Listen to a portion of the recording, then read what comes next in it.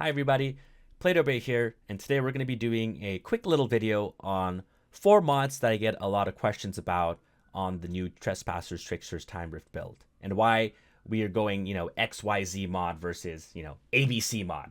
And those 4 mods are Shotgun Shells, Double Time, Geiger's Wave, and Strong Twist. Now, let's start with Double Time, and we're going to kind of talk about all of them, as we go on in the build, because they kind of just come together as a whole. But let's start with Double Time here. Now, Double Time was a mod that we ran previously in our all epic build, because having the enemies suspended in the air 2 times longer actually was kind of clutch in certain situations, but extremely not needed at all, right? It was just something nice to have because we had that extra mod slot. Now, I went back and forth between Double Time, Stare into the Barrel, and Shotgun Shells at that time. And ultimately, I landed on Double Time because I'm a speedrunning addict, and sometimes Double Time was pretty nice when it came to speedrunning. But with the new Trespassers set bonus, right, applying that 6% additional damage to every enemy afflicted by a disruption skill, in our case Time Rift, Double Time has no more use anymore, because in the 3.5 seconds that enemies are suspended in the Time Rift, with the new Trespasser set bonus, bruh, literally everything dies, so Double Time just has negative value here, right? Because a lot of times we were using Double Time to have the enemy suspended in the air longer to apply more damage with our Time Rift and Geiger's Wave and Pain Transfer. But now that with Trespassers just being incredibly fucking balls to the walls with damage, Double Time really has no place here. So let's go ahead and quickly talk about Shotgun Shells here just before we move on to Geiger's Wave. Now, Shotgun Shells increases shotgun weapon damage by 10%. Now, while this kind of does look good on paper, and I did mention in my previous video with my Trickster build that I would have actually really loved to test Stare into the Barrel instead of Shotgun Shells on our boots, but we unfortunately cannot because the boots already come rolled with Stare into the Barrel, I've actually come to realize how clutch Stare into the Barrel actually is if we take a look at it. Boosting our firepower by 10k for each enemy in close range, stacking up to 5 times. I really neglected Stare into the Barrel in the past, just because I figured we would never be in situations where we would actually utilize this, to its potential. But with a lot of these new maps, Molten Depths, the Marshall Complex, the Wellspring, City of Nomads, my god, we are getting hoarded with so many enemies. Stare into the Barrel just gets maximum value a lot of the times, and even if not maximum value, good enough to make it worth it over Shotgun Shells any time of the day. I will let you guys do your own testing for this, but Buckshot Shells, sorry, not Shotgun Shells, Buckshot Shells value is honestly just negative, and I personally would just not recommend Buckshot Shells anymore for a Trickster build, unless it was like a mod slot that you can't put anything else on, then just go ahead and put Buckshot Shells. Or if you don't have something like personal space, it's good in the interim kind of thing, right? But that being said, I've really come to realize how amazing Stare into the Barrel is, but Buckshot Shells, while you could give the argument that, well, Play-Doh, you're not always going to be in close range on a Trickster, while that is true, the times that we do need our maximum close range damage is not with ad killing, right? A lot of the time, Buckshot Shells gets its values for ad killing because a lot of the time we're not going to be in close range to kill ads. But 100% of the time, we should always be in close range when we're focusing on elites.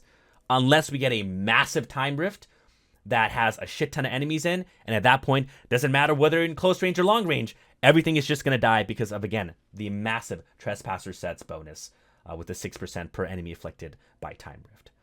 So, that being said, let's go ahead and move on to why Geiger's Wave, in my opinion, is a must for a Time Rift build, along with long range and Pain Transfer. Now, Geiger's Wave, every time you use Time Rift, will apply the vulnerable status for every enemy affected with Time Rift. Now, on paper, you might be saying, well, Play-Doh, this looks kind of shitty because, it's only valuable when we have Time Rift up. But what does the whole Trespasser set revolve around? Is us using Time Rift. When do we have our maximum damage on this build? Is when we're using Time Rift. So, it really brings that whole Time Rift Trespasser set synergy together with Pain Transfer and long range. Now, this vulnerable damage that Geiger Waves apply has a few uses. The 2 best uses is basically for that immense clear, right? Because the vulnerable status gives us 15% damage on every enemy that is affected by Time Rift, and Pain Transfer every enemy that is affected by Time Rift gets a percentage of our anomaly and weapon damage transfer across all of the enemies. And that extra vulnerable damage really is super underrated for pain transfer. And honestly, Geiger's Wave, in my opinion, is super underrated in the community as a whole. Guys, I implore you to try your build with Geiger's Wave. You will 100% immediately see the damage difference. Now, another great benefit of Geiger's Wave is for that elite damage, right? A lot of the times in this game, you're never going to really have an elite just by itself. It's always going to be surrounded by either certain adds or other elites as well, right? So Geiger's Wave, again, gets pretty damn good value on elites because that vulnerable status, that extra 5%, you know, if we compare it to Shotgun Shells, becomes even more because of the Trespasser set bonus and because of pain transfer when you put it all together, right? And even if you get into a situation where you're only Geiger's Waving one elite, you're still getting more damage anyways, that 15% versus, again, example with Shotgun Shells, that 10%. In the end, that 5% extra damage is still extra damage, and you're still going to be doing extra damage. I said extra damage a lot. But hopefully that gets the point across with Geiger's Wave and why it is super amazing. Again, I'll let you guys do the testing. Just go ahead and try it for yourself. Like, try running this exact same build with Geiger's Wave, and then switch out Geiger's Wave for something like Shotgun Shells, right? You're going to immediately see your damage just plummet. Like, it's insane how fast you'll notice it, because that's what I noticed when I went back and forth with it just for some testing myself. Now, let's go ahead and move on to Strong Twist and why it is very misleading from its description. So the description says, while the skill is active and the skill is Twisted Rounds, it increases your weapon's firepower by an additional 15%. What it fails to tell you is how it scales this weapon's firepower by additional 15%. And no, it does not scale off of your firepower at all. It actually scales off of your anomaly power, and on a firepower Trickster, we basically only have base anomaly power, and that's why we receive such little damage from this when you convert that anomaly power to firepower, where you can just run something like Stand Tall, right? And which gives you 15k firepower, which is going to be a lot more than the 15% firepower that we get off, that is scaling off of our anomaly power. And to show you how this works, let's go ahead and put it on our piece of gear.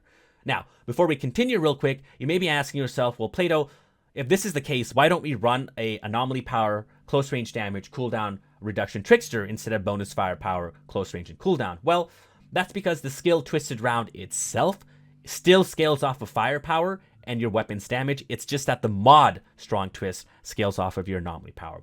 So let's see how this works. So now that we have Strong Twist modded on here, we're going to first do an example without Strong Twist. So I'm just going to put on a different piece of gear that doesn't have Strong Twist, and then we're going to go ahead and activate our Twisted Rounds. And we see that our firepower went from 181k to 196k, right? So let's go ahead and reset our cooldown. We can do that by quickly entering and exiting the stash. And then we're back to our base 181k firepower, but now we're going to add on Strong Twist and activate our Twisted Rounds. As you can see, we went from that 196k firepower without Strong Twist to now only 203k firepower with Strong Twist, and increased in about 7,000 firepower, which again, if we look at Stand Tall, is still half of what Stand Tall provides, right? So you can actually also see this in the tooltip. So if we go ahead and take a look at our tooltip, before even activating your skill, so with Strong Twist, we're receiving 22,141 bonus firepower because it's scaling off of our anomaly power, right? Now, if we put on back our Trespassers armor without Strong Twist, and we take a look at the tooltip description, we see that it is 15,499, right? So let's go ahead and quickly put back on Strong Twist again, and you can see that Strong Twist is only providing us with an additional about 6,600 to 7,000 firepower. Rough math here, I'm not going to use a calculator, but you get what I'm trying to say, right?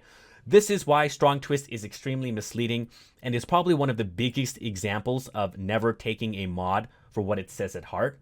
I don't know a lot of mods that do this besides Strong Twist, but I really wanted to mention Strong Twist because I'm seeing in a lot of build guides or just, you know, in Reddit, etc., why people are recommending Strong Twist, and this is a educational lesson on why Strong Twist is not recommended on a firepower build for Trickster.